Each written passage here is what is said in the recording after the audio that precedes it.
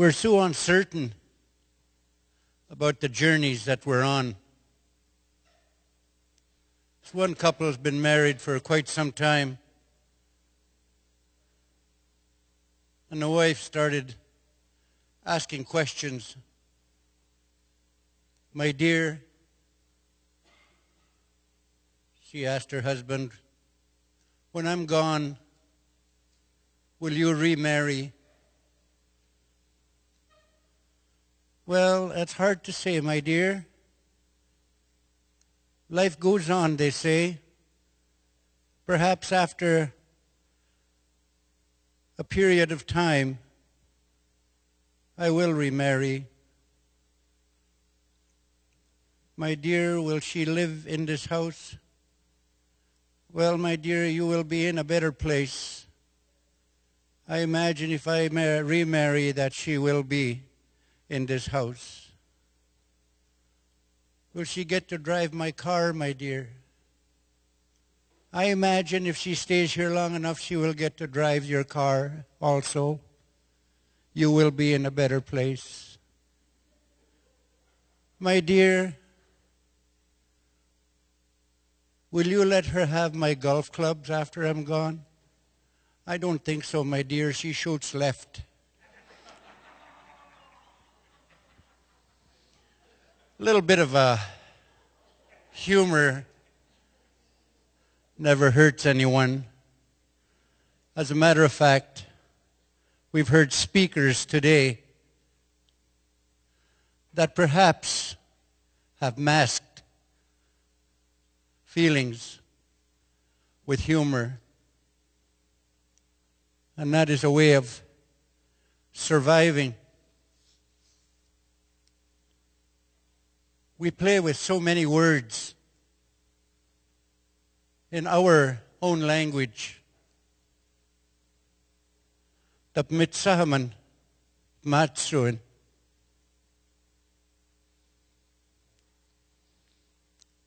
Nuega gimina goin pe matisuin. Mi oe. Chiga kwe apachis toin kwe. It sounds so direct. It gives you direction. That sounds a lot better than coping. Because we spend so much time trying to cope with this, trying to cope with that, trying to cope with that. I think it's that time for all the messages that we've heard thus far that we begin that road to forgiveness within yourself. Because so much of us, including myself, carry a lot of garbage, anger, jealousy.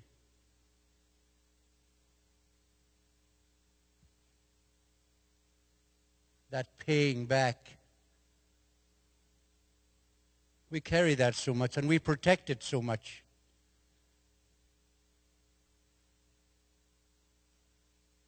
I, for one, been an angry person for a long time. Somebody would come up to me and say, Howard, you always look mad.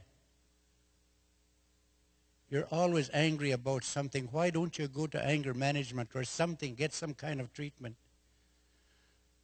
And I used to protect that. Why don't you mind your own business and you go to anger management, get out of my face. Leave me alone.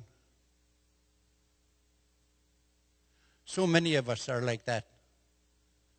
But the more we hear about people coming forward with their strength to tell us it's not okay what happened, but it is okay to step out of that box and say, we are so human, my friend Campbell talked about.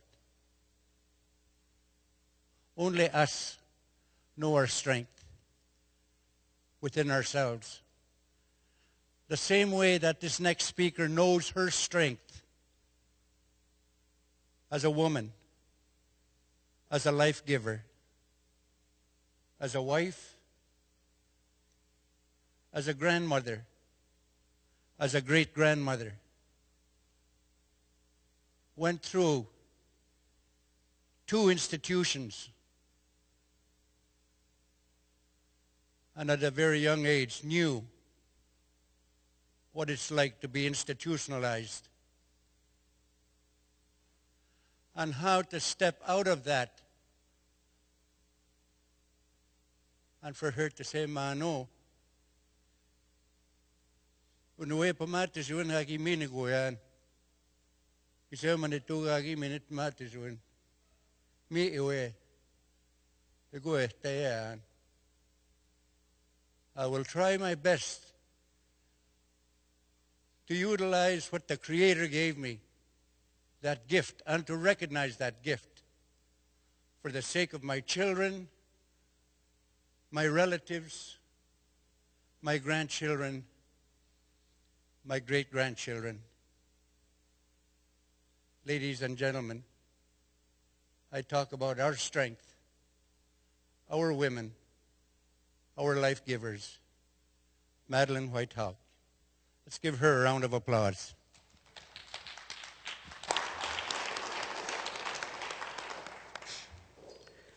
Anin, elders, friends and relatives, chief and council, commissioners,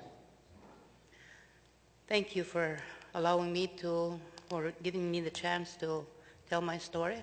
I've always dreamt of this, that I wanted to tell my story. I wanted to tell the world my story, and I'm telling it the way I lived it and what has happened to me. Before I begin, I'd like to acknowledge and really admire these people that come before me. Campbell, for the initiative, for starting this off. You've given me courage. Thank you, Campbell. And Colombo, for the tears that you've shed. I've shed them along with you. I can identify what you've went through. You're a very brave man to express your love for your children and for your wife. That was wonderful. And Grant, for starting this up years ago. When I heard you start this up, I thought, oh boy, nobody's going to listen to him. And it has. Thank you, Grant and big fella. I was born 1944, November 15th in the Porcupine Forest, known as Kabagonaskak. It was a place where Aboriginal people, lived, and they hunt and fish there. There was a colony of people from Cody and Keesagoons that lived there, and my grandparents was one of them. The people that lived there, they lived in harmony with nature. It was a beautiful place. I remember, being so happy there because I lived in harmony with nature. I read that in, years ago, people say they live in harmony with nature. I've actually lived it. I caught the tail end of, using a tri-voice. My grandparents used to travel like that. And I lived in a teepee during the winter, and I ate traditional foods. It was wonderful. And we had order. We had order in our homes, and we spoke the language. There was a kinship term where there was respect for one another. I learned to respect my brothers and sisters, my aunts and uncles, and we didn't call anybody by name. We called one another by the way we were related. It was beautiful. It was beautiful, and I often, think, how beautiful it was. And there's 14 of us, and I'm number 5 in the family. And I remember as time went on, my sisters went missing, and I used to ask my mom where they gone. It said, and they meant that they were in boarding school. That was the term that was used for students or people that were going to go to boarding school. Pinchwepina means that you're being thrown into something. And it was a dreaded word. And as time went on, it was my turn that I was going to Pinchwepina go in a school. And when I did go, before I went, I had beautiful sisters. We got along well. And I started to notice my sisters, when they'd come home, they'd fight. And, they were miserable to be with. And then my mom and my dad, had to discipline a lot there. And I used to wonder, why are they behaving like this? My sister, who loved me, who was so kind to me, started to be mean to me, Then there's my turn, Gibin Benigo, they threw me in a boarding school. And I start to experience all this, like all this hatred and not getting along, fighting one another, because it was a means of survival in the school. I was good. I was a good listener. I studied hard. I learned catechism. And one of the fearful things I learned when I was in school was God. When I lived out in the forest, I learned about a great spirit, and I respected him. I respected nature.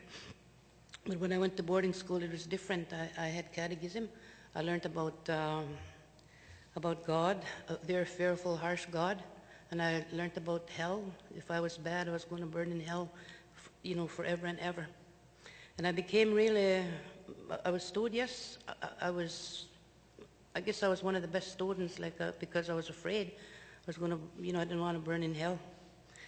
And one day, the nun, she was an Aboriginal lady, and she used to teach us catechism. And one day she talked about hell, and then she told us, like your parents are evil, your grandparents are evil. They're serving the. When they die one day, they'll burn in hell. God will burn them forever. And I was just so terrified, and I questioned her, what about my grandfather? My grandfather was, he was a wonderful man. He loved us so much. He had so much patience with us. We used to sit outside. I remember, he'd be cooking us, some bannock or some rabbit or whatever, and would eat with him. And not once to remember my grandfather being upset or mad at me. Yet at school I learned that my grandfather was worshiping the devil, and that he was going to go to hell. And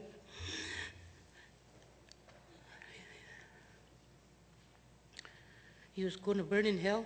I couldn't understand, how could God burn my grandfather forever when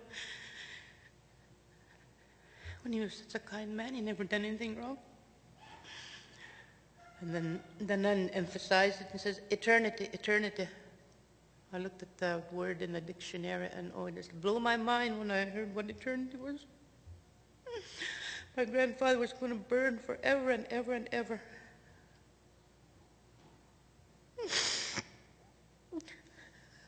How can God be so cruel to burn somebody who was so kind?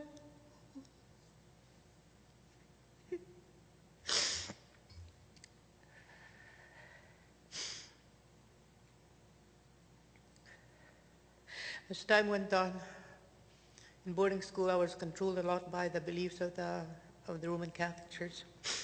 I know things have changed, since then, but what I learned was it was all fear. I learned my catechism really well. I received all the sacraments, and I was a student. Everything when the Archbishop would come, I was the one to give the answers, to recite, the sacraments, the 10 Commandments, because I knew them by heart. Then when I was about 15 years old, I couldn't get this notion out of my mind that my grandfather was going to burn in hell for eternity. I started being serious about religion, and one day I was convinced that I was going to enter a convent and be a Carmelite nun, because that was the only way I could get my grandfather, I could at least get him to purgatory. Purgatory is a place where you go, and then you have a chance to get to heaven eventually. But the rest of my family, we're going to go to hell.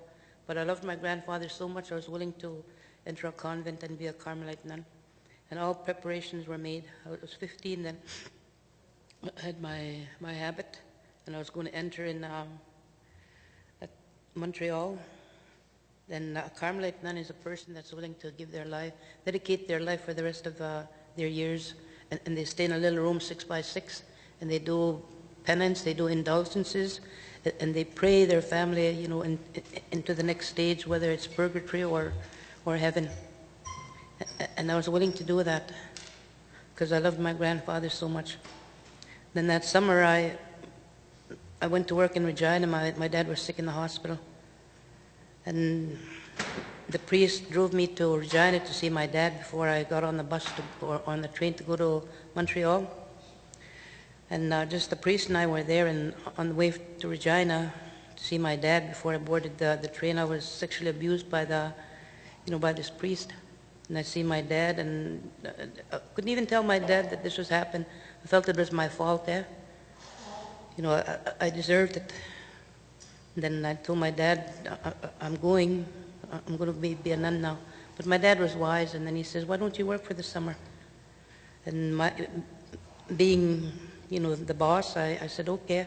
So I worked during the summer, and then he said, if you work during the summer, then if you change your mind. So August come, I worked all summer in Regina, and then in September, when it was time to enter the convent,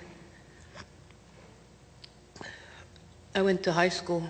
I started high school, and then, well, it was my dad's idea, well, try high school, eh? Then I went to high school, I met other boys and girls my own age, and I mingled there, and I was happy.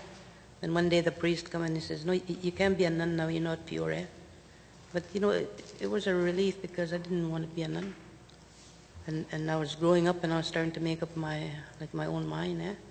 Like I was starting to, you know, be realistic about certain things. I was starting to make decisions on my own. I didn't really want to be a nun. Like I admire some people that give up their lives, you know, to be nuns, eh? Like it's a calling for them, but for me it wasn't. And it was a calling that was, you know, that I was forced into. And I don't think I would have been happy. And today I believe that my grandfather is in the happy hunting grounds and is happy. And I have, I feel very, very relieved. I feel very happy about that. And I often go to Peepaw where I was born, and that's, you know, one of the things I talk about is my grandfather. I had beautiful grandparents. When I started boarding school, there's lots of things that happened. We had Oblate nuns, and they were called Oblates of the Mere Immaculate Exception, and they were dressed in black and white there. And during the times I was there, I don't remember ever getting, you know, a praise or even a hug, you know, from any of them. We're always in the wrong. We're always being schooled. We're always being told, don't do that, or cha cha cha, you know, whatever. And there's one person there that used to say, Family la Bush, like till this day, I don't even know what that is. Or there was cha cha cha all the time, yeah. And then somebody told us one day that meant dog. I don't know if it is, but that's the thing that we used to get. You know, as the years went by, like we start to mature. One of the things that you know, as Aboriginal ladies, like we're ashamed of our hygiene, our bodies, yeah. I remember this one time, like I was starting to develop, and you have to start wearing brassieres, eh? And then the matron takes you to the room, and you know she's feeling, you know, she's touching all over, very, very uncomfortable, eh? Well, maybe you wear this size, maybe I'll give you this size, eh? And now that I think of it, you didn't have to be touched, you know, inappropriately like that to determine your size. And then the bras that we got were just big canvas things that are wrapped around your chest there, and they just hold you flat there, because they didn't want you to, like, to show that you were developing. They didn't want your breast to stick out. And I remember just not being able to breathe and going in the toilet, like to unbuckle, you know, the strap, and just sitting there, just, you know, taking in deep breaths there. And you were the same size for the whole year. You're growing, eh? And your clothes in size are supposed to change, but they didn't. We kept the same. And till this day, like I got sort of like a hump on my back because I was, you know, I was like this all the time because of this, you know, the brassiere that, you know, that they made for us. And we grew up not being, we were ashamed of our bodies. You know, we had a lot of beautiful girls, beautiful looking girls, but we were all ashamed of who we were. You know, if you were, you know, dark, curly hair, well, you know, the devil gave you that. You're going to end up, you know, not having like a lot of boyfriends or whatever. There's no such thing as, you know, sex education at school. There's something very dirty. You were considered very dirty in the school. Eh? You know, when this affected me in my marriage, I've been with my husband for 47 years now. Eh? And a lot of the things that I learned in school, like from back, you know, has affected my married life. I never considered myself a beautiful wife. I've never considered, you know, that I was, you know, worthy of, you know, being called a wife. That's why today, I really admired Colombo when he openly, talked about his beautiful wife. My husband, told me that one time. For the first time in 46 years, he gave me a Valentine card, and it said, my wife, all the sweet words. And I said, what the hell are you doing that for? I told him, because I didn't know how to accept it, And I know he was embarrassed. I still have that card. I hide it every now and again. Like I don't want to, you know, you know, where people will see it because, I'm ashamed, Like I was led to feel ashamed, about things like that. And the other thing about, my dad, they always encouraged this. Like we were born in Peepaw Plains, and already the people on the reserve were, they were living, on the reserves, and they were speaking English, And they were, I guess the word used is civilized, They were being civilized. But us up in Peepaw Plains, we were still savages, Our way of life wasn't acceptable. And in school, the kids were mean to us over that. They called us Onish Nabek, or old savages, or Pamigusik, Pamigusik are nomads. And, at the mercy of some girls, we were really picked on. And it hurt, And because of that, I grew up to be ashamed of my grandfather, my grandmother, my mom and dad, I grew up to be ashamed of them. When we'd go home, sometimes I didn't want to go home because when holidays came, I didn't want to go home because they were savages. But my grandmother had a lot to say about that, She told us that we were all equal in every way. And she talked about it, and she says, don't ever be ashamed of who you are, And she told me that I was a very beautiful girl. Like in school, I was considered a, ugly duckling because I had green eyes, And there weren't many people that had green eyes in school, But I was the ugly duckling, and I was ashamed of my looks. For a long time, I believed that I was an ugly duckling. And one of the things we used to do is take cynic root and buy lots of lipstick, real red lipstick, and just put lots of that on her. My sister Cora is also, very fair, and she's one of them considered very ugly. She used to buy big red lipstick and, put it on, and used to believe that we were pretty, as a way to try and compensate for what they used to tell us in school. When I was in school, I stayed in school a long time. And I stayed in school because I was encouraged by my grandparents and my parents. Like I went to 3 different boarding schools. I went to St. Philip's, Muskauken, and I went to high school at Lebret. And my mom and dad died early, so I come home and I looked after 6 of my brothers and sisters. By the time I was 23 years old, I had 9 children, my husband and I. My husband was very caring. Like he loved my brothers and sisters. And we raised them. One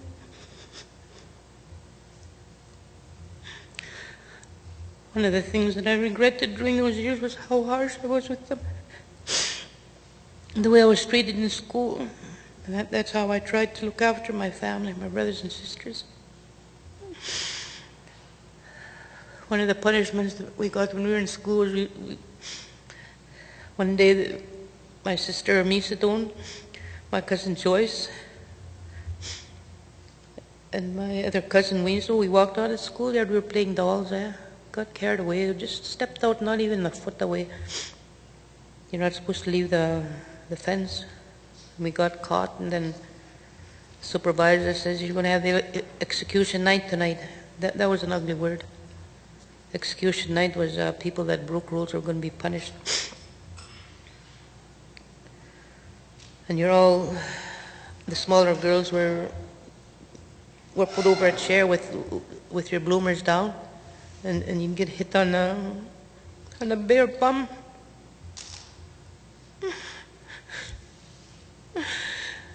And after 2 hits, you lose control.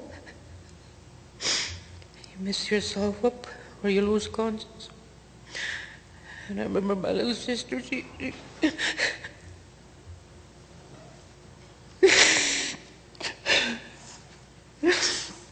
My little sister Marianne. I call her Misitun.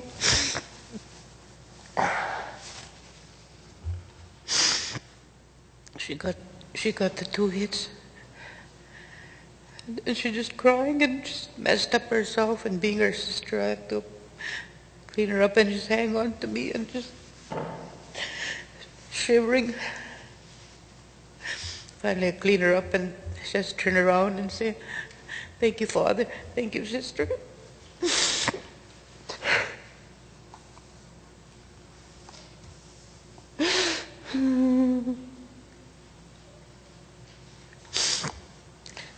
The thing that hurts most about that experience, I have beautiful children. My little boy didn't listen one time. It wasn't anything major, just a minor thing. I'd done the same thing to him. I hit him on a bear.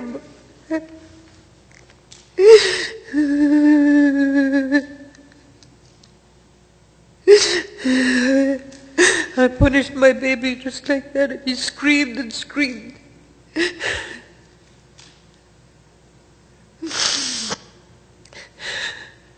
It just breaks my heart when I did that.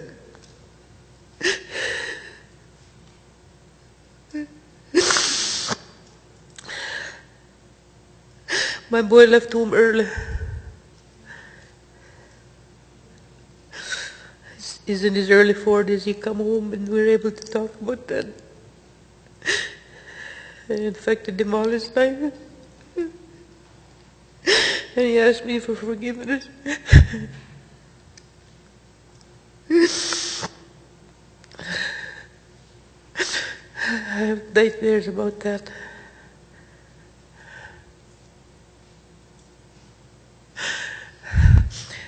I tell people, how we were punished, and some people don't believe, and they'll say, "Why didn't your mom and dad do something about it?" Our parents loved us, but they're powerless to do something. They couldn't. Churches were so powerful. Our parents had no say whatsoever. Throughout the years, I've done a lot of things to follow the white man's way, but I never forgot my formative years. I had beautiful memories of living up in Peepaw Plains. I was fluent in my language. I learned my culture, and I've never forgotten those. And I feel very fortunate that I've had them. But as times changed, I had to, follow another culture. I had to learn another culture. I went to school. I upgraded myself in, a lot of ways. I went to different schools. I went to university.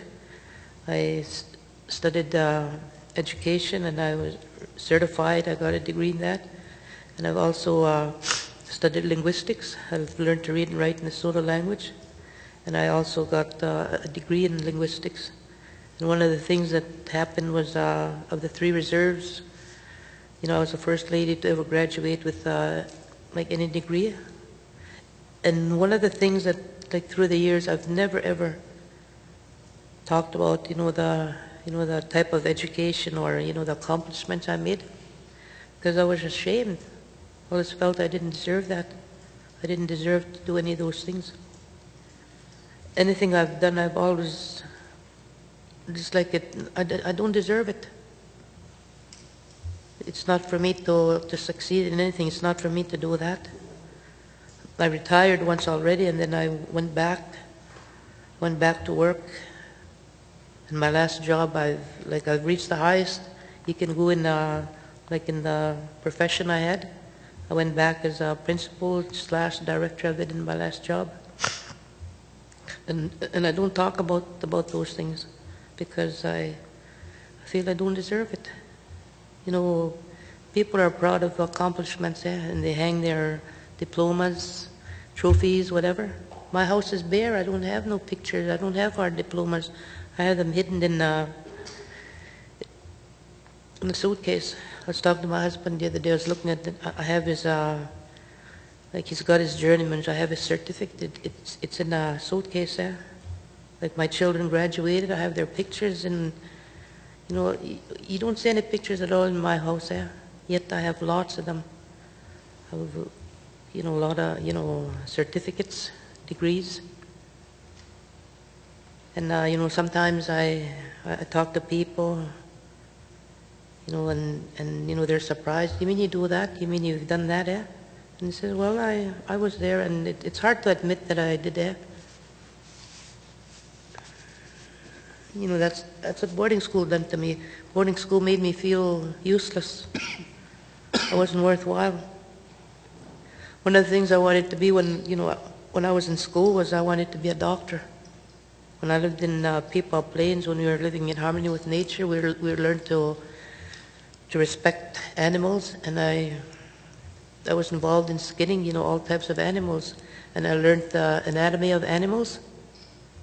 And I learned them well because, you know, it's a tradition. You have to learn to respect, you know, different parts of animals there. And I learned that well. And I was really fascinated. So when I was in school, I said I was going to be a doctor. And then they said, no, you can't be, Indians can't be doctors. So there went my dream. Until this day, I often wonder how I would have been. And the other thing that I was really, my parents were telling, my grandmother and my mother, you know, they done all the sewing, they done, you know, they made us moccasins there, they made the tents, they made all our clothes, and we all had different rules, and I was one of them that used to have to sit and learn to make moccasins and learn to sew by hand, eh? So I became, you know, skilled like my mom. So when I was taking home economics when I was in high school, I wanted to be a clothes designer. And I remember, you know, altering designs, you know, to fit me, and I was punished for that, eh? I wasn't supposed to do that. And then I said, I want to be a clothes designer when I grow up. No, you can't. Indians can't be that. Then one summer I worked in Regina with my friend. We were going to high school. And we were walking down the street just before going back to school, and you see in this sign that says, join the armed forces, eh? Well, we were excited, and my friend says, let's join the army. Instead of going back to school, we're supposed to go back to Labrador. So we went to the army, and we joined the army. We were accepted right away. We were in good shape, eh? Well, we were so excited. We're going to be shipped to Halifax, and we're going to go in as WACs. And the order that we signed up for was Princess Pat's infantry. Anyway, when it's time to go back to school, we're going to the train station, and we were intercepted by the principal and Indian Affairs there. And they took us back to school. That's how powerful the churches were, the government was. They'd put you anywhere, they'd take you out of anywhere. And when you join, you know, any kind of a service like that, you have to have good reason to be dismissed. But we were in 10 days, our name was on the list. And I often wonder how, you know, what would have happened if we stayed. You know, all these careers I wanted to be, I often wonder, I could have been retired now. But I often wondered, you know, how it would have been. One of the things that, you know, I have regrets, lots of regrets. When the apology come, I was angry. I wasn't there. You know, when somebody does something to me, I want to be, like when I apologize to someone, I want to meet the person face to face. Yeah? I want this person to know that I really mean that I'm sorry. But I see the minister, and his minister is standing behind him, and it looks so unreal, eh? You know, no emotion. And I felt angry. And then right around the Parliament buildings there, you see our people dressed in their regalia, accepting the apology on our behalf. Eh? And I spoke with a couple later on and said, oh, so happy the minister apologized. And then I explained to him my feelings. And this lady says, oh, I didn't know you felt like that. Eh? But the apology that come, you know, I haven't yet accepted the apology. And I don't know if I ever will, because there's so much that was taken away from me. A whole nation was wiped out because of the boarding school system. And I say that language is the lifeblood of our culture. Without the language, then we lose the nation. We lose our cultural beliefs. We lose our customs. We lose anything that we can identify as being Aboriginal. And throughout the years, Heritage Canada has given out money, for the languages, but it's not enough. About 10 years ago, there was 400 million for the whole of Canada for languages. And that was given to all provinces, different bands. By the time we got our share, we only got 2,100. What can you do with 2,100? And, I look at this truth and reconciliation. And when I think about that in Soto, I often wonder about it there. Like you people are here for a purpose.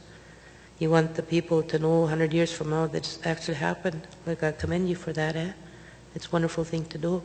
But, this word, truth or reconciliation, when you talk about it in my culture, it's not the right thing for me, And, someone else mentioned that, And it's, I don't know, maybe another band, maybe it means different to us than other people. Sometimes there's words in English that when you translate into Soto, they have the opposite meaning to it, And this is what I see for this, and I speak as an elder. So one of the things that I've also, I went through, I received my settlement, and it took me a few years before I was ready. I fired 3 lawyers before I was satisfied with the lawyer that helped me through this. And I had a choice to either go through the complex or the standard. And I researched both of them along with my lawyer. The standard would just take a few hours, and the complex is just like going to court. And I waived, the different things that could happen. Like, it's just like going to trial. And what really hurt about that was, trying to convince these people what has actually happened to me in boarding school. I can't remember the dates. They're going to want dates. There's so many things that you have to know when you're going to go through the complex. And, as a child growing up in school, I'm not going to be able to remember the names of these people that were, that done harm to me, or the dates, or the places, because I've been in different boarding schools.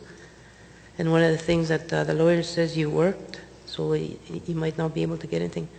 So after, talking about all this, I decided that I was going to go through an interview. And I went to Vancouver.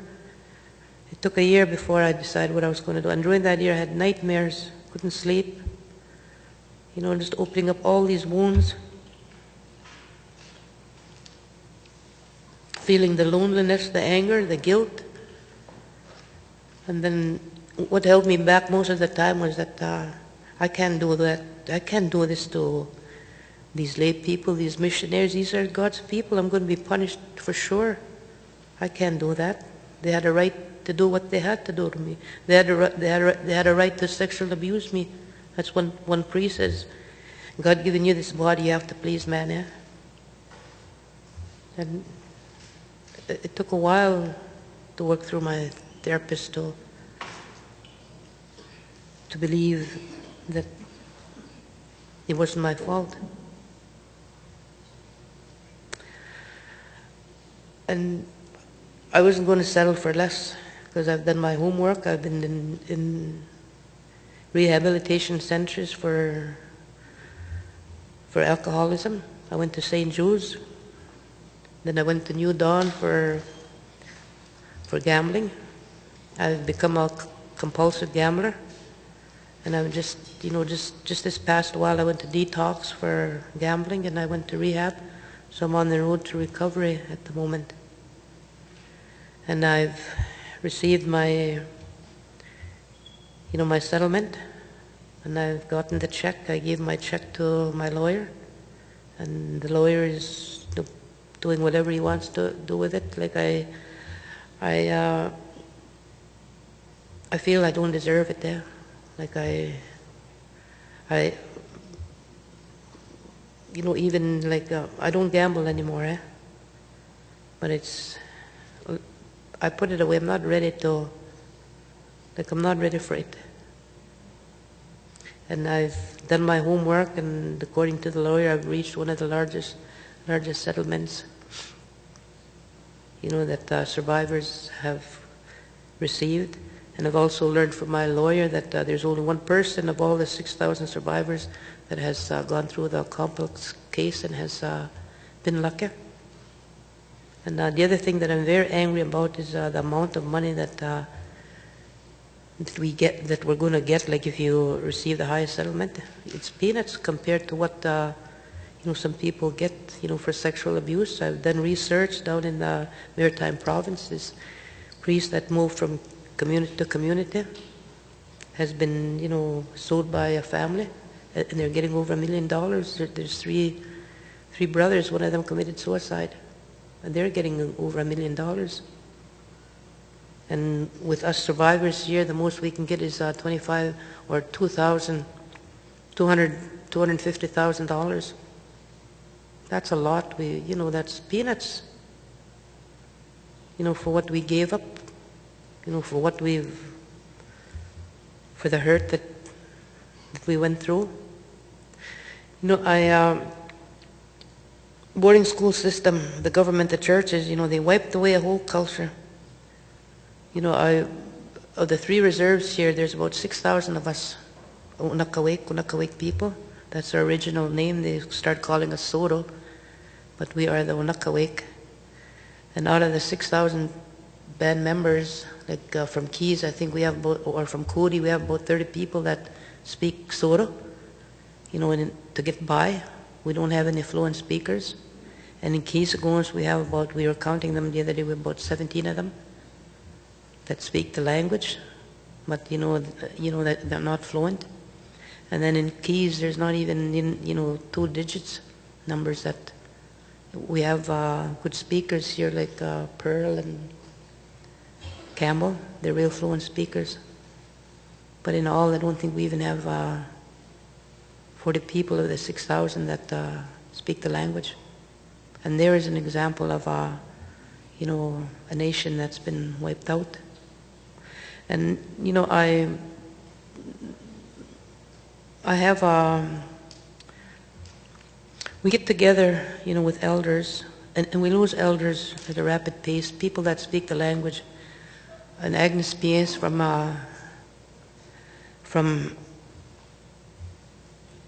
Yellow Quill. She was excellent. She could read and write it, and she was a good developer. And just recently, we lost my cousin Vicky Cuisines, and it was her desire before she left that you know, we developed the language. She worked hard. She subbed for her teacher at Keys-Agons Chiefs. She was a fluent speaker, and it's her desire to see that we save the language. And through the years, I've approached leadership. Leadership often say, well, we've got to do something about the language. You know, chief and council are busy with, you know, meetings and getting money for programs. And I always say that if you're going to develop any kind of a language program on the reserve, we need to depoliticize. We need to get people that are knowledgeable in that area to start, you know, developing a language program. And it's us that have to do it. It's us Indian people, us Aboriginal people on the reserves. We're the ones that speak it. We're the ones that are experts. We need to develop our language. And we need the support of the chief and council. We don't have to go to no fancy university and you know, do research and try and get our language back. Can you imagine me going to India or China, trying to look for Soto? It's not there. It's right here. It's supposed to be here in my country. Other ethnic groups go back to their own country, and their language is intact here, but not us. Not us, Nukawik people. Our language is here. We need to do something now, not wait for the next assembly, not wait for the next, you know, the next big gathering where to talk about this and then wait a few years before it's implemented. the people that are your experts are, we're getting up in age, yeah? And we're not going to be here that long. We need to do something now. Like I look around at the people, our young people, lots of people want to learn. And they can do it. We need to get together. And I was, truth and reconciliation, do you have a budget, where you can help us, get started? All our funding goes to the Cultural College, for language development. They're probably doing, the best they can. Maybe they're not getting enough funds, but they're not meeting the needs of the communities, of the schools there. Our language is not being developed the way it should be. Our poor language instructors, they have to teach all the kids in the school without any resources. They have to teach plus develop. And then we burn out our teachers. We burn out our pseudo-language teachers. Then they get sick. And then our students get bored because we don't have the resources. And then you go to the national level, well, money has been sent to you. By the time we get our share, it's channeled through different programs, and just like that heritage funding, our share was only $2,100. What can you do with $2,100? We need an ongoing thing. Like if there's any chiefs or leaders in the audience, I make a plea to you, let's do something. Let's not let this, the government and the churches, let's not let them beat us. Let's do something. Let's make a stand. Let's learn our language. Let's learn our culture. I said again, language is the lifeblood of the culture. You know your language, then you're going to get your teachings back. And we're going to be one strong nation again. And I make a plea to the leaders of the community. I've heard some good speakers like Pearl, Grandma Pearl. She's an excellent speaker. Not one word in English. There's the resource there. Campbell, not one word of English. It is all soda. Those are our resources. Those are the people we need to develop the language. I've approached leaders in the past, but I've never really gotten the support. Maybe I would have done it the wrong way, but I'm sure if they're well aware of the need, I know that they would support us. At the moment, I have a place at home. I vacated one of my bedrooms, and I have a little office there, and I'm researching the language. And I know that you have to do research before you do development. And I'm a former teacher. I've been able to teach all grade levels. I have a general idea of what you can teach in each grade level. I have experience in linguistics, and I have also some TESOL, experience. So along with people, there's also other people that are experts in that. We can do it here. People of, Cody, Keyscones, and Key, we can do our own. We can have our own cultural foundation. We can develop our own language. We can develop a curriculum. We can get you speaking the language within the next 5 years or so. But we need to work together. I went to Mohawk Nation a couple of years ago, Quinte Mohawk. The people have lost their language there. And what they've done was they recruited maybe 20, 25 people. And for 2 years, they're training those people to read and write and to speak the language. And they finished the course. Now those people are teaching the language in the community, and they're teaching it in schools. We can do the same thing. And this is, I'm going to,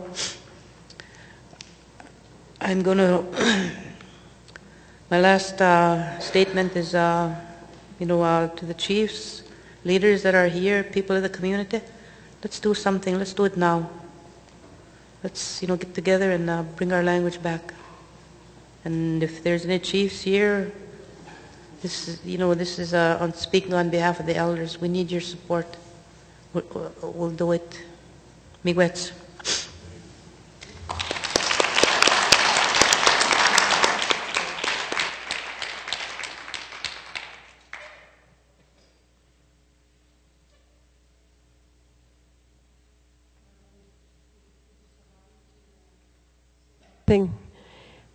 I want to encourage you to go home and dig out your Valentine's card and read it out loud to yourself and believe every word in it.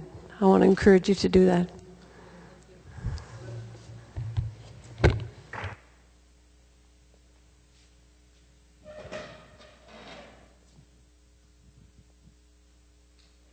Thank you very much.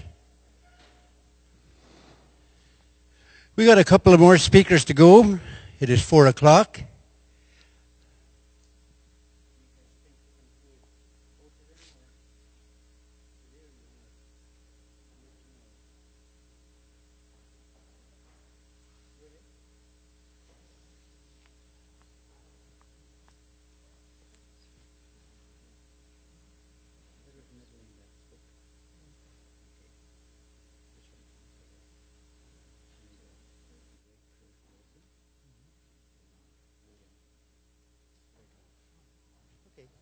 Okay, at this time we will go with Greg Kerr Wilson from the Anglican Church. Are you here? There you go. Take your stand. And our last speaker will be Elder William Whitehawk. Our last speaker is getting on to be about 4 o'clock now. For those of you that have an appointment. But Reverend, like that? Okay.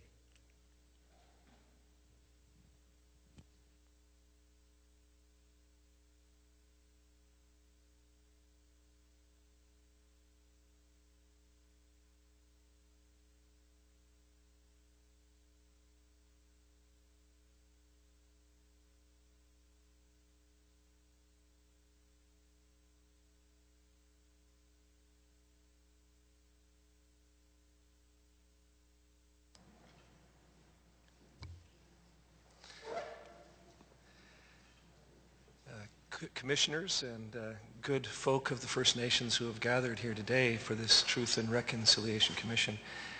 I want to begin by saying saying thank you, to the Commission, for providing this hearing and providing this forum for these things to be spoken out in a public forum and to be made known. I want to thank all those who have been sharing earlier this week in Regina as well as here, and that will be sharing over the next number of months the stories of their experience at the residential schools. I want to thank them for their courage in being able to come forward and to share those things. It is very difficult, I think, to be able to speak those things out loud and to have them acknowledged. But I also want to thank you for doing that, because it seems to me that as a church, as a part of the church, when these things are not spoken out loud, when they are not truly and fully acknowledged, then they become, what's the word I'm looking for? It's like an infection or a malignancy that eats away at us. Insidious? Insidious, that's a good word. Insidious, yes. It's insidious in our life, and insofar as, or in the cases of people who in the church took actions and to do things that dehumanized other human beings, it dehumanizes us as well. And so I thank you for being willing to share those things.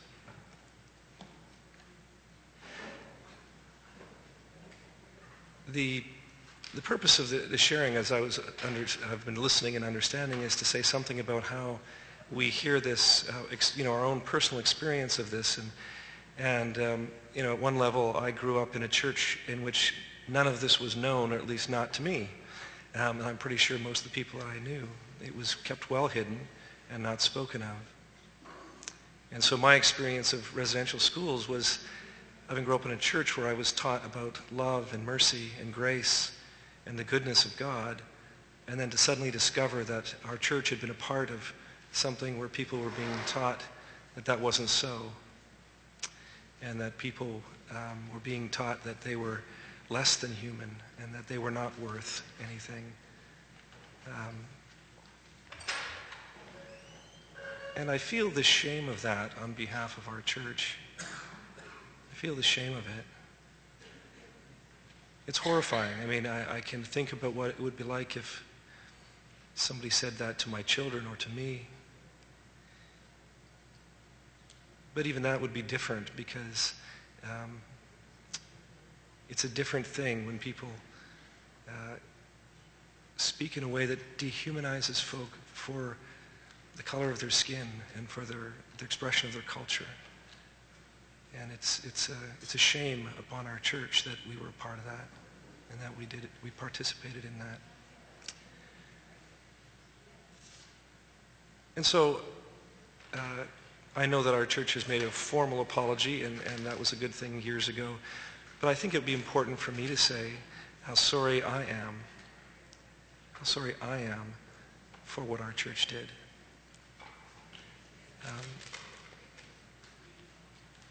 And I understand also that just simply saying you're sorry does not change or alleviate what is there. That it doesn't take away the shame, and it doesn't heal in itself. So I'd also like then to say that not only do I want to say sorry for our part in that, but also to say that you have for me personally, and I think I can speak, bishops are given to speaking on behalf of other people too, so I'll do that and say that I will speak on behalf of our church, that we are committed to making it more than just words, that we are committed to walking with our brothers and sisters amongst the First Nations people in the healing journey, in whatever ways that First Nations people want of us and will accept from us. I think the final thing that I'd like to say is that I'd like to ask that you consent for us to walk with you, because the more we hear of this, the more we recognize how much we have to learn, how much we have to heal, and how having betrayed the teaching of our own faith, we have much work to do to change course and to work in a different direction, so that rather than being faithless to our Lord, we become faithful again in showing God's grace and love and being agents of God's mercy. And so I'd ask for that honor to be able to walk with you in that journey. Thank you.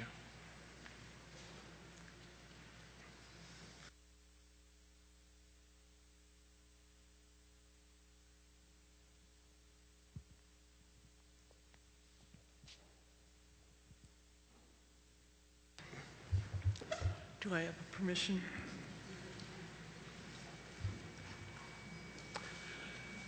My name's Trish McCarthy, and I'm an Anglican priest, and Bishop Greg is my bishop. And I said a few words in Regina and feel the shame and puzzlement and horrifying feelings with what has happened. And it's amazing what I witnessed in the last, on Monday, Tuesday, Wednesday, and today on Friday. The amazing courage and the truth that has come forward and the personal insight. I have learned so much, and it is at such a cost. The ripple effects of the residential schools are devastating, and I can't begin to comprehend the breadth and the depth of that. But I thank you for this opportunity to be here and to listen and to learn. I've learned so much. God bless us all. And I too hope that there will be an opportunity to journey together and to be a part of the healing process in a journey together.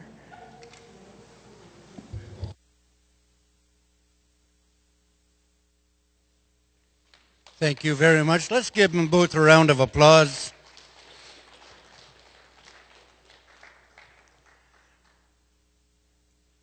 It is certain that we as Aboriginals or Indigenous, I should say. When I say Aboriginal, it's just the same as saying abnormal. Indigenousness, we need to understand together.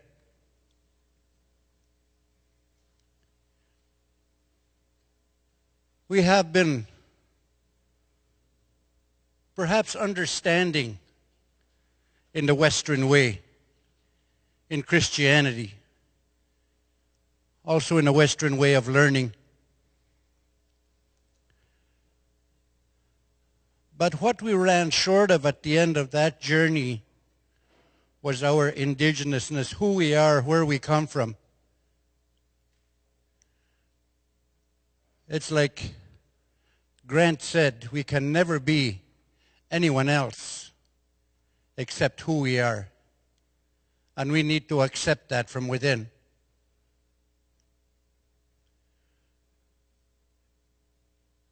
To me, reconciliation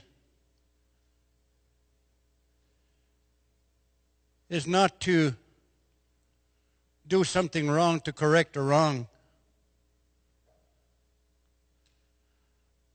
but to do something together that is going to make a better journey for our children. The demographics in this province, 20, 30 years from now, there's going to be more Métis and Aboriginal than any other race. And we are going to have to fix some attitudes before we get there. Otherwise, our children are going to be in one heck of a journey. And we can't sit back and say, I told you so. We need to do something now. We need to do something. We need to share our experiences instead of coding our differences. We need to share our experiences. Because we are going to be here for a long time together. When we talk about healing, we don't only talk about healing from the residential school, an experiment that failed miserably. But we need to heal in how we as nations prepare a journey for our children so that they also can respect and understand that they are a part of creation. They are a part of creation.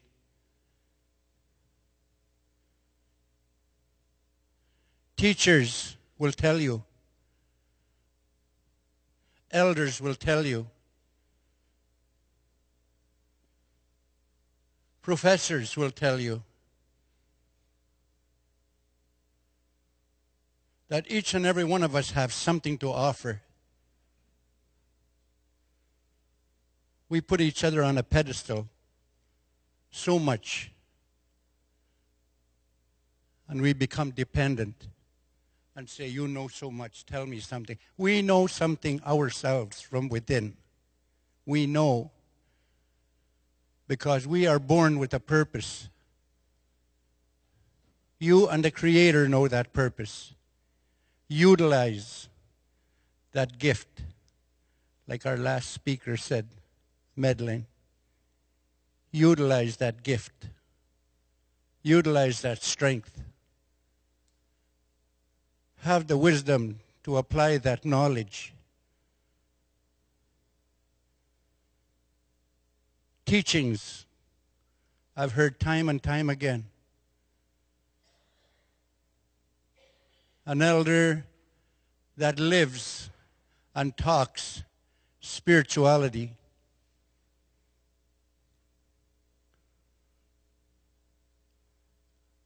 An elder that will guide you, not force you, but guide you so that you can make your own choice in how you feel comfortable in communicating with the Creator. He will not force you.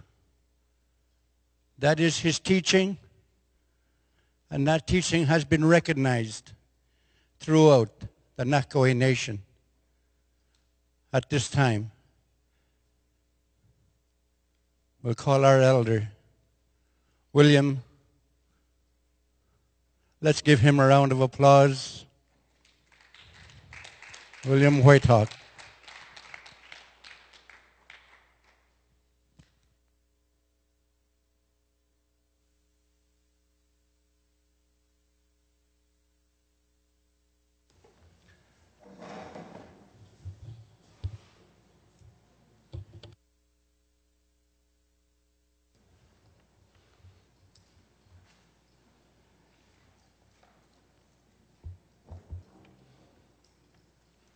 Anytime?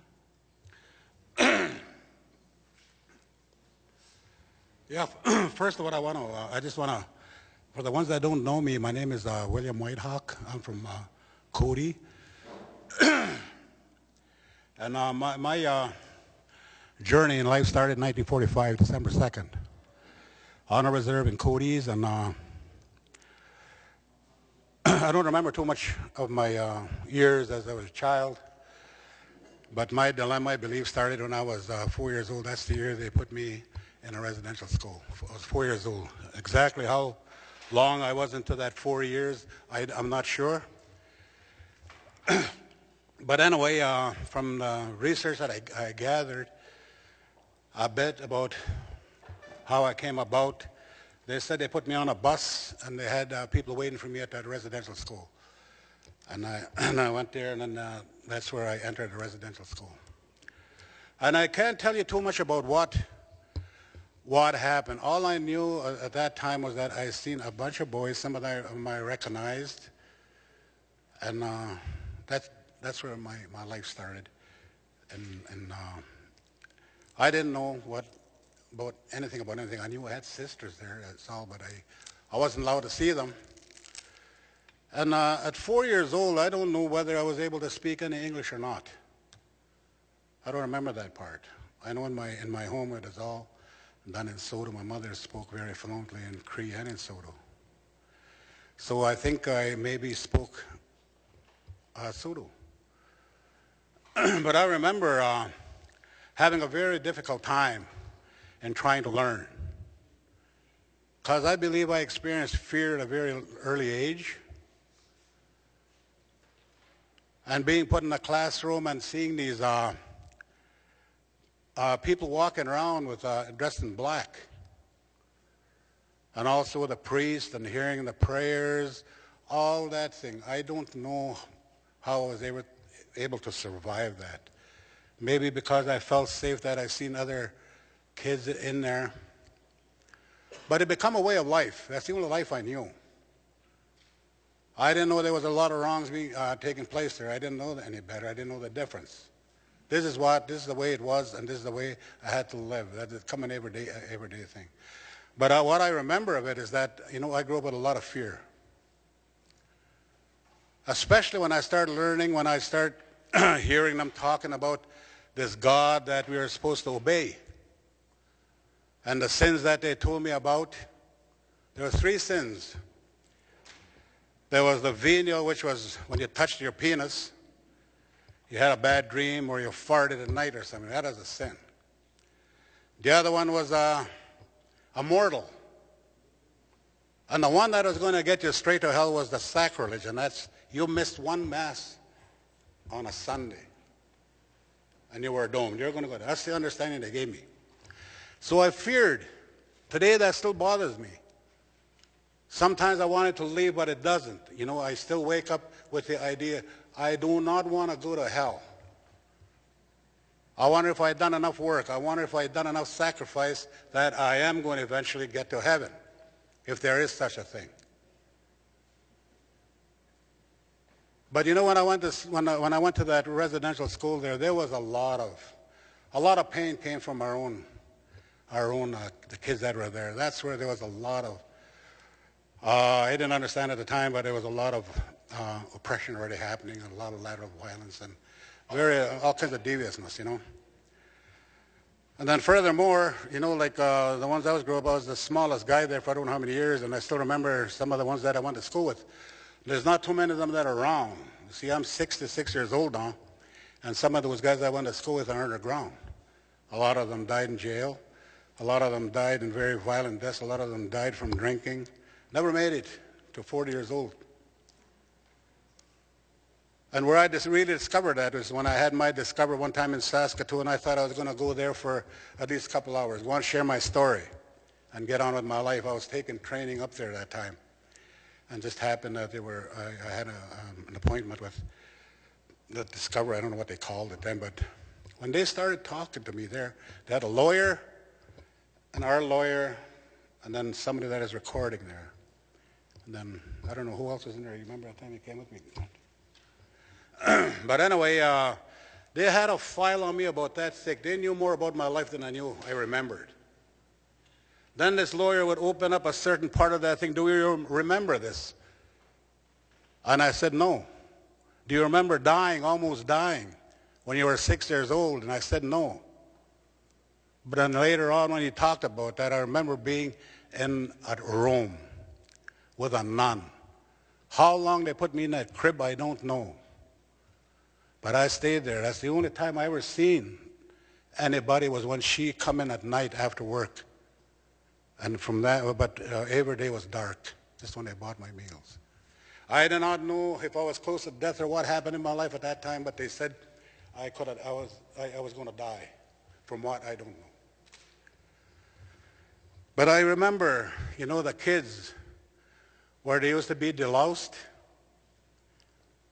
and they used to give us some kind of cream for scabies. And all the matrons used to stand around watching when they were combing our hair with this fine comb. They'd oil you up first with some kind of kerosene or something, and then the lice will begin to fall. For me, anyway, they did. And then looking at these matrons and hearing them snicker. Not only matrons, but there was some native women that worked there that were acting the same way, making fun of their own kind. That time I didn't know the difference. I feared them. I tell you, if you talk about fear, I feared those people that had crosses, prayed every day, and told me about God. I pissed myself sometimes how afraid I was of those guys, knowing that I was going to get punished for something someone else done. But that's the way it worked there. They used to make us wet our hands sometimes. Then out comes that little black belt about that wide, black and white conveyor belt, about so long. Then you'd get it on your hands here, and your hands would swell up. How could you write next day? I couldn't write anyway. See, I was born left-handed at birth. And they said you're working for the devil. You can't use that side. That's of the devil's side, they told me.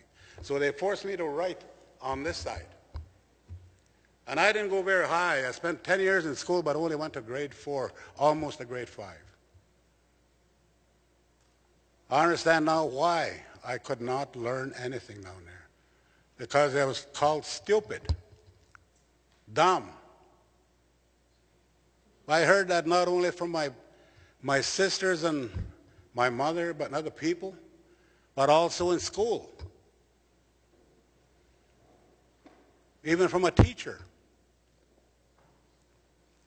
My report card one time, for once, I escalated to become number 1 in the class. I had the highest mark. I worked so hard at that. But at the back of the report card, my sisters found where he wrote, William is kind of dumb. See the shame that come from there, and the self-esteem that I thought I I didn't know anything about self-esteem. It's only very recently I come across that word. What the hell is that, self-esteem? I certainly wasn't born with it. And in my environment, I learned to realize, didn't know what the hell that was. But I obeyed. I was a good little boy. I tried to be. I done everything that was expected of me, even though I couldn't do it. And then earlier you heard somebody say sometimes you used to be terrified at night because all the piss pots slept in one corner. Those were the little guys. The ones that shit their bed. I was part of that, way back in that corner, right by the fire escape. Because sometimes from that exit door over here, somebody would come late at night. You could hear him walking. And sometimes you would wonder, when is your turn? Because he would come right to your bed, wake you up, and make you sit up, and you follow him. He'd take you by your arm and take you downstairs across the road into that where they slept. And there you can imagine what they done to us there, me anyway, where they tell you to take your clothes off. And this guy I'm talking about smelled of wine and his hygiene. Talk about a stink old bastard, and here he was supposed to be a priest. But that's the guy that made me sleep with him. He made me his woman. And then when he sent me back early in the morning, I don't even remember how I felt, going back upstairs very quietly, and then coming down when the rest of the boys were woken up. And then wondering,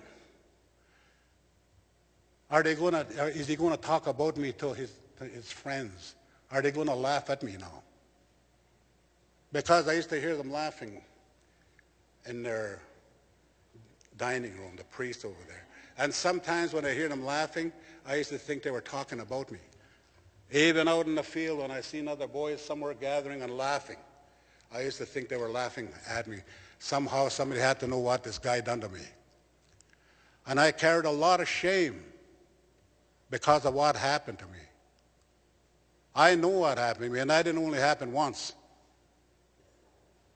And there was a couple older guys, I don't know where they were, from Manitoba, and me and another fella, he's dead now. They caught us underneath one of the granaries, and they raped us down there when you were just kids. And that time you couldn't talk about it. You couldn't tell anybody about it. But this is what happened to me and that other guy. I don't know. I heard he died. But I don't know how old we were when this happened. And these guys were older boys. They kept us all the way through dinner hour underneath the granaries there. And that time I didn't know anything about trust. I didn't know it was supposed to be a safe place. But I did, you know what, it's very toxic. There was no trust there. And talk about hunger, I don't know if people remember how hungry we used to be there. That's where I learned to steal. I learned to lie. I learned everything I needed to know to survive. Go to the pantry and go and get potatoes, eat raw potatoes, carrots, whatever it is they get. Go into the pantry and go and steal bread. And look out if we got caught. You know, sometimes when they ask, well, what did you guys eat? I don't know what the hell we ate. I know we ate porridge, and I believe there was a lot of mice shit mixed in it. And they used to roll the barrels of lard that they used to put on the tables for us to eat. But you go into the priest's dining room, they had Christmas dinner every day. You've seen fruit, all that stuff. They were treated quite special. I don't ever remember getting apples or anything. The only time I think they ever gave us that was when some big bishop would come from Ottawa to come and give us sacraments or something. Then they treated us with a little bit of something, Jell-O or something like that, when we had little soats.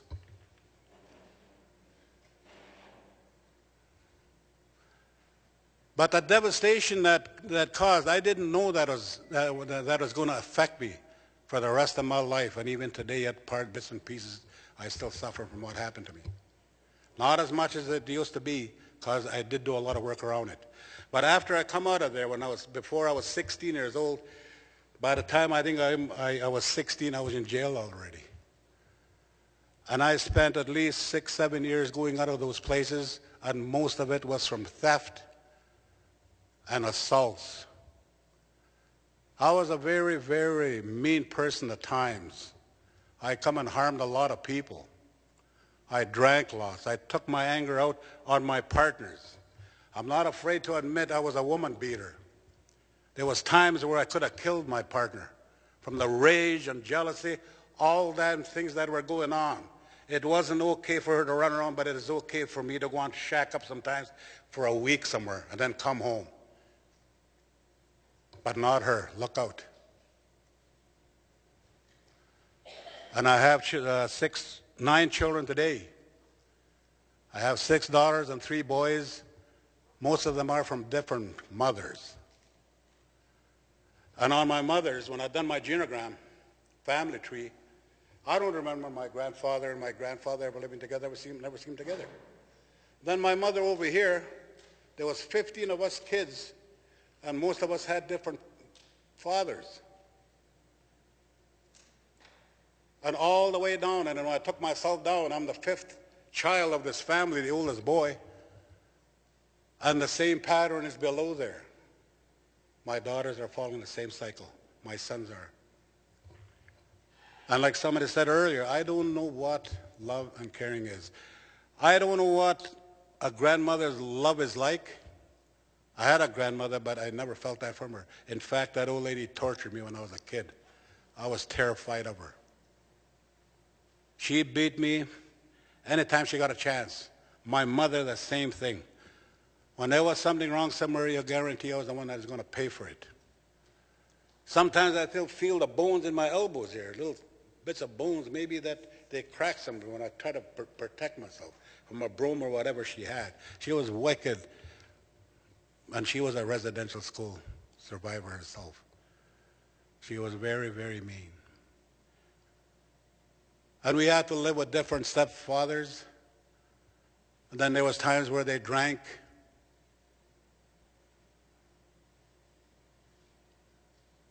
And there was one time, when I was 15 years old, where me and a cousin of mine made a plan. I said, Ben, you know something, I want to kill somebody. And then he told me, I'm going to help you. I'll get a shotgun. I have a shotgun. I got shells. And we'll get somebody to get us wine, 2 bottles of wine. I needed wine. And that time my idea was that I didn't know at the time, but I was hurting so bad, somebody had to pay for this, and I didn't care who. And what went through my mind, I said, when I get that shotgun and after I have some wine in me, I'm going to go to my house and I'm going to blow my family away. That's the kind of thought I had.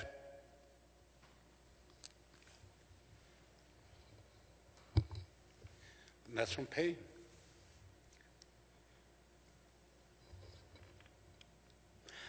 Not feeling that I belonged anywhere. I still feel that today. That rejection, I felt that all my life. And I was told in therapy that the worst emotion that you could suffer with anybody is abandonment. So proceeds all these other things, sexual abuse and whatever. Abandonment is the worst you could do. But I tell you, I had to come and do lots of inner work to heal. And I come across, and when I was 35 years old, one of my greatest wishes was I did not want to drink no more. And if I had a house to call my own and a dog, I'd be the happiest man that lived and walked on this reserve. That's all I wanted. But I tell you something, that drinking was the easiest thing to stop. Sometimes I hear people say they struggle with that. I don't know if they do. I don't understand that part of struggling, but I didn't struggle. The thing that gave me the most problem was learning how to live, how to face things, how to understand things. I was sober for almost 12 years, and I know what a sober drunk is too. I could tell you about that. I was sober and I was worse than when I was drunk. Womanizing, still doing all these nasty things in here. I was supposed to have been a sober person, counseling people over here, telling people what to do. Until the elders got a hold of me one time, especially this one, and asked me, why are you doing that? And that's where I heard these words that didn't sit too well with me at that time. And he said, you should never tell anybody to do what you haven't done yourself. You can never take anybody as far as you've gone. So if you want to continue doing this, do the homework, it sounded like. This is all done in language. As much as I hated it, see, I come and done a lot of damage. I was one that took women away from their husbands, ran around with them, took advantage of women that were drunk because I couldn't, I didn't feel I had enough self-esteem to go and make a date for myself sober. I couldn't do it. I had to be drunk first. That's the only time I know when they call it courage, that's exactly what it is. I didn't like how it tasted, but I liked what it done for me. It gave me courage, things that I couldn't normally do as a sober person. That's what it done for me. That's why I used it for 25 years. Then I ended up in a treatment center. See, I quit this stuff, I don't know what year, in the 80s sometimes or in the late 70s. I've been walking on this road of recovery, whatever that is. And I stumbled across a lot of things because I was seeking. I wasn't really, just wandering, stumbling, going with the wind. Then all of a sudden I started hearing bits and pieces about what I needed to do. I didn't understand it. I was too ashamed to ask about anything. I couldn't ask for help. I wanted people to think that I knew everything, which I thought I did. Very pitiful creature. In the meantime, my kids were suffering over here because the first relationship I was in, I abandoned them.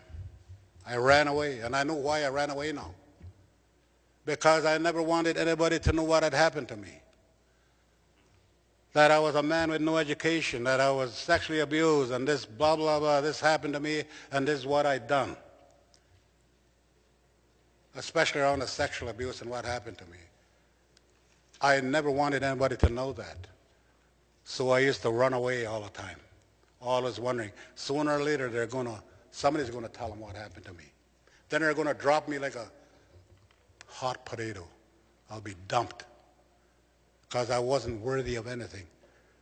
And that's how I felt most of my life. You heard that here today by some Madeline talking about, never felt that she could measure up to anything. That's exactly how I felt. That I'd not be worth anything today.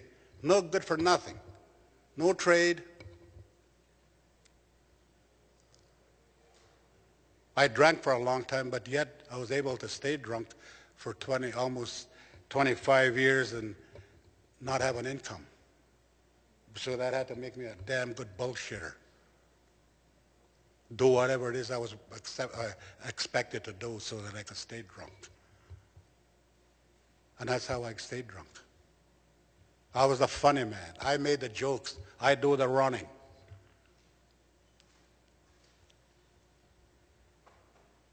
Then, when I was 35 years old, like I said, I wanted a change. I started out doing what I told you, being a dry drunk and being full of shit. I tried everything. I taught school for a while, language. I was pretty good at that. And I became a musician. Kind of learned overnight. But then I wouldn't tell myself, yeah, you're learnable. You could do these things. You have all kinds of gifts that you could use, but you never utilize them. I didn't believe in myself. Then when I went to New Dawn, I didn't want to go. But I was thinking to myself, geez, you know, I couldn't forget what the elders had told me that time. You have to do what you want the people that you talk to. You got to do that first. And one of the things I always told people, why don't you go to a treatment center? Why don't you go and learn something about yourself? I didn't know a damn thing about that place because I haven't been there. So what I decided to do, well, I'll make an appointment with Francis Bird. I said, I will go there. And then that first time I made an excuse that I wasn't ready. Then the second time I come in, he said, well, I'll wait for another bed, he told me. Should be one in a couple of weeks. Oh, I was good with that. I could hang around bullshit yet for another 2 weeks. 2 days later, just after I'd done laundry, I packed my bag over here just like I was getting ready to go somewhere. He comes and knocks on the door. He said, there's a bed ready for you. We'll go right now. Just get somebody to look after your house. I did not want to, but I got in there. I ended up in New Dawn there in the evening. And just happened there was a young group of people that were coming out of an AA meeting. And then Francis Bird had took me, but just before I got to the hill over there, something happened that I'll never forget. I wanted to cry. I wanted to tell him, I don't want to go there. I never understood that, but now I understand. I understand now what had happened that time. Then when I got to the treatment center, when he left, when I seen him driving away, I was there with my bag, and I wanted to cry, but I would not allow myself to cry because one of the things I promised when I left the residential school, nobody again is ever going to make me cry as long as I live. But I tell you something funny, I used to cry lots when I was drunk, and that is very shameful because that is something I don't want to do. Anyway, I ended up at New Dawn there. And I was the oldest one there. I was 44 years old, I think, at that time. And mostly what I seen there was kids in their 20s and early, in their 20s and late teens. I don't think there was anybody there that was older than 30. And there was, I think, 31 of them, young people. And I was the oldest there. But they put you in this orientation program for 3 days, kind of prepare you for what it is that you got to go through. And I was blessed with a very wonderful lady, and I heard that she died a couple of years ago, and I've always wanted to look for her and tell her how much I appreciated what she done to me, because she was the one that gave me the life I have now, because of what she shared with me. And he said, William, what do you hope to get from here? What are you looking for? I didn't even know what the hell I was looking for. Then I was looking at her like this while she was writing down. And then all of a sudden I asked this big question. And I said, is it okay to be mad at your mom? And she looked at me and she said, yeah, that's probably one of the reasons why you're here. See, nobody has ever told me that it is okay to be mad at your mom. And that big lump came up here. See, I never wanted to cry in front of anybody because I used to hear them words, don't cry, you look ugly when you cry. Those kind of things. That's shaming. But finally, I managed to let a little bit of tears out. Then again, I'd ask her something. See, nobody ever listened to what I said. There's so many things that I wanted to learn about. Then she said, you're in the right place. You're that far from what it is that you're looking for.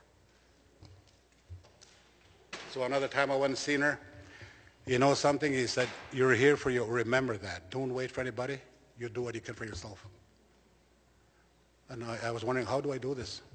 And he said, I'll give you a clue. He said, you'll start letting the things go that you didn't even want God to know. It's those secrets that you harbor and keep inside that are going to keep you sick. And when she said that, I just about walked away from there because I never wanted to have a look at me. So 3 days it took me. I wasn't cried. I wasn't prayed in a prayer room, smudged. Then that day they put us in a big group.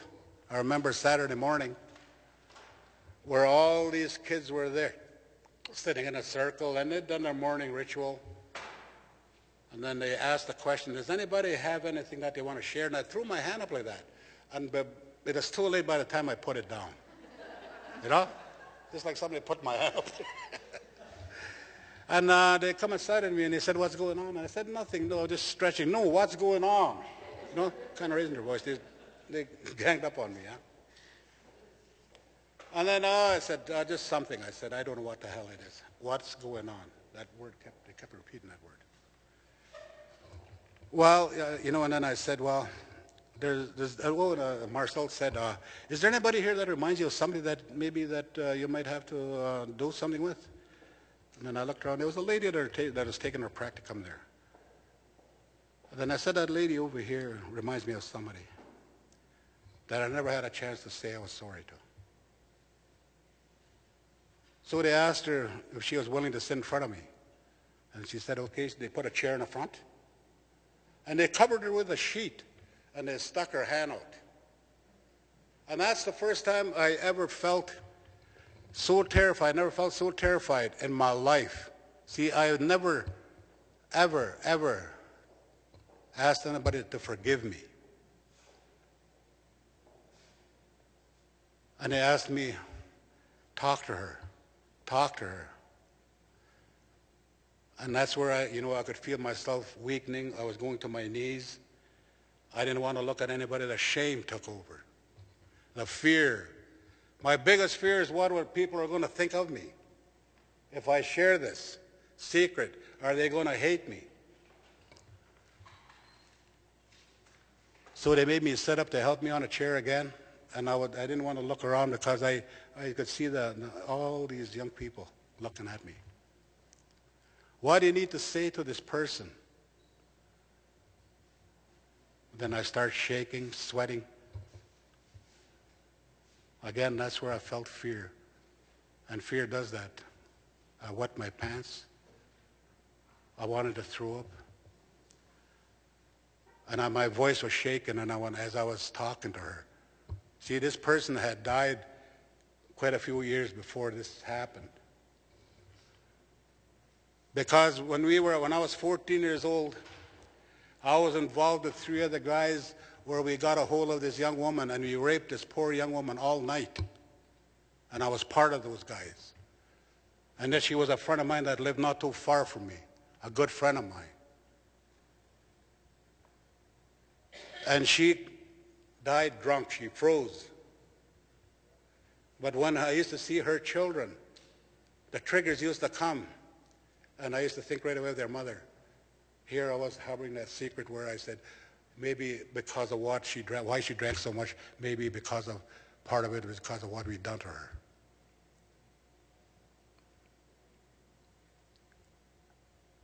But this is what I had to do and I know now what it takes to heal.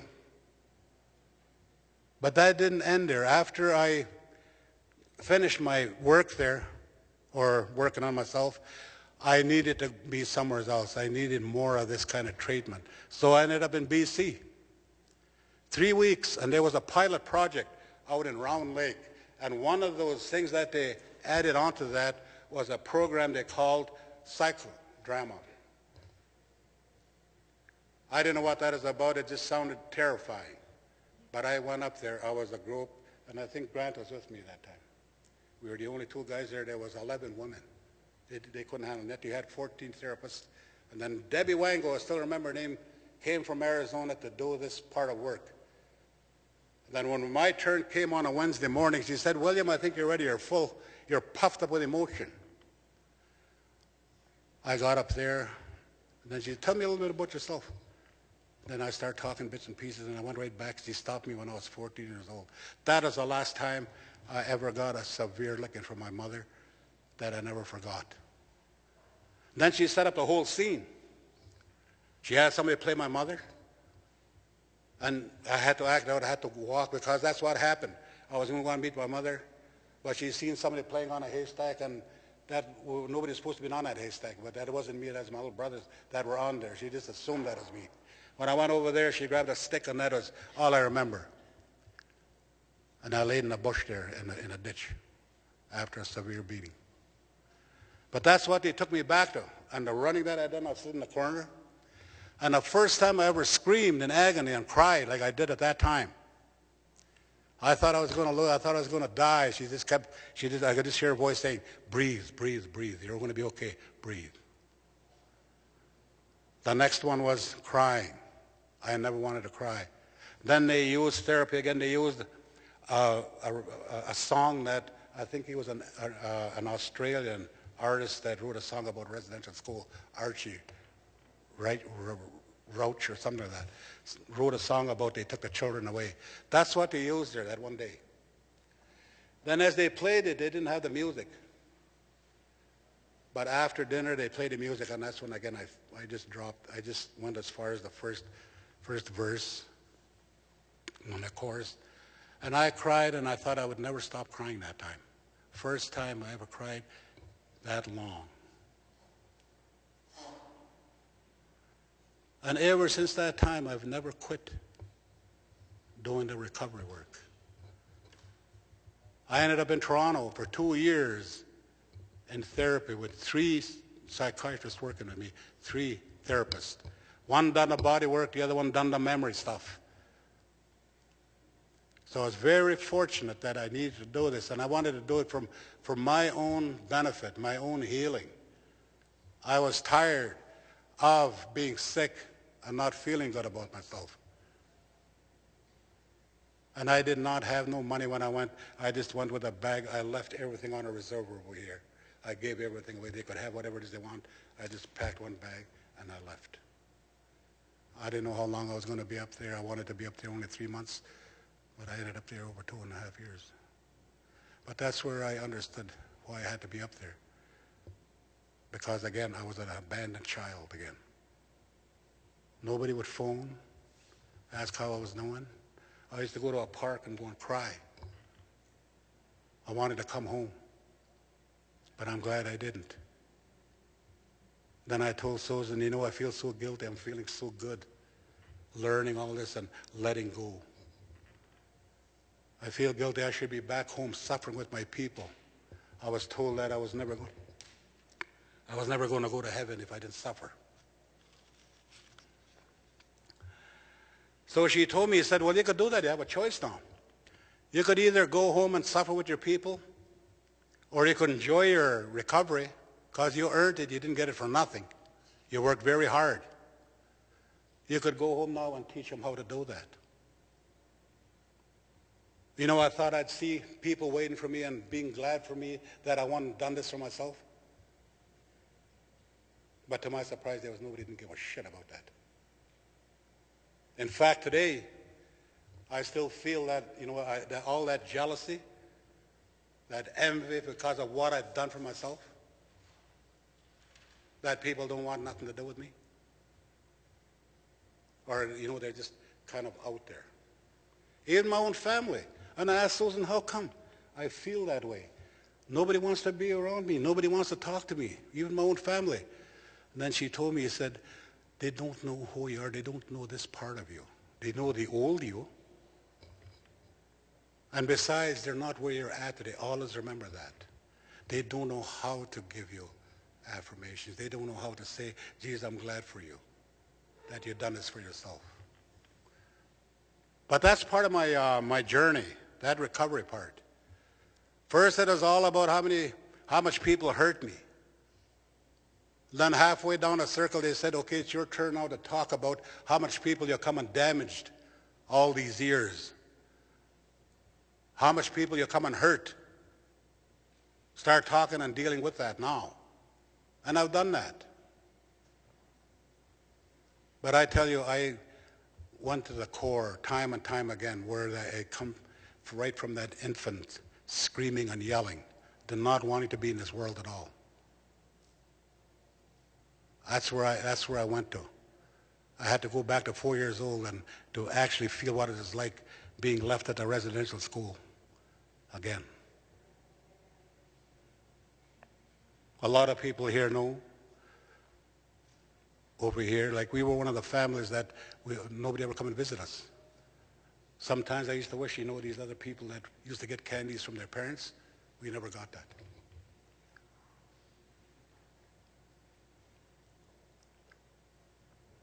See, I don't know what my relatives on these reserves went through. I could just imagine what it is that they carry. I see it, but I feel helpless sometimes. There's nothing I could do with that, like my own children. They're suffering out there. A lot of them are, you know, a few of them are doing drugs yet. My grandchildren, they're old enough already to work in the street or prostituting so that they could do the drugs. Already that hurt has been affecting them. One of my daughters killed her husband accidentally from rage in a drunken fight. I was in Toronto that time that happened. And sometimes I talk to them and I tell them, I wish I could take that pain away from you, but I can't. But I could certainly show you maybe how you could start helping yourself. See, I would not be able to talk to them like that if I haven't gone down there myself. Today now I do a lot of therapy work. I'm certified to do that kind of work. It took 7 years of agony, the hardest thing I've ever done in my life. I didn't do it to get certified or to make money with that, but that's what I make a living on now. I work with therapists. And in West Region, Child and Family Services, I do contract work with them. And this is where I work, in the drama area and the body work. So, today now I keep it very silent, but I give myself a pat on the back now every once in a while. You're not a bad guy. You're able to help, but first you have to help yourself. The key word is you got to help yourself first before you help. You could never give what you don't have. And I'll always remember that. But that's how I give back to my community if they want. If I had a magic wand, I would spread it all over medicine and tell people you're going to be all right. You're going to wake up to a nice day. Nothing is ever going to bother you again. But I don't think there's any such medicine anywhere or any kind of power like that. The power is inside us. We just got to go inside our clean house. Then it'll start. The Creator gave us everything that we need. Otherwise, he would never give us this life we had to go through if we didn't have a backup plan over here. And that's my message to the people. I want to thank all of you for listening. And I hope you could take home something that you could have learned from me. If not, that's fine. I was able to share with you. It's about sharing. Thanks all of you for listening. Hey, that is right on, William. That is right on. Bye. So that brings to a conclusion, ladies and gentlemen, today's sharing. We urge you people, for those of you, if you want to share tomorrow, either through a healing circle or sharing here, put your names in with a J at that table over there. That's the lady with her hand up right there. She's a terrible driver. And also Kim Quinney. And now, we heard so much today. So much. The thing that comes out loud and clear is that the only time that you should look down on someone else is when you're helping them up. When you're helping them up. And all the time, Kokum always helps us. At this time, we'll ask her to close off our meeting with a prayer. And tomorrow we shall, what time? 10 o'clock? You got 11 fingers up. 9. Okay. 9 o'clock tomorrow. We'll try to be here. But at this time, Kokum, you want to close the meeting, please? Yep, bring it up here for her. Kinunti apa just don't know. Sige, ito na siya na. Kawin na. Okay.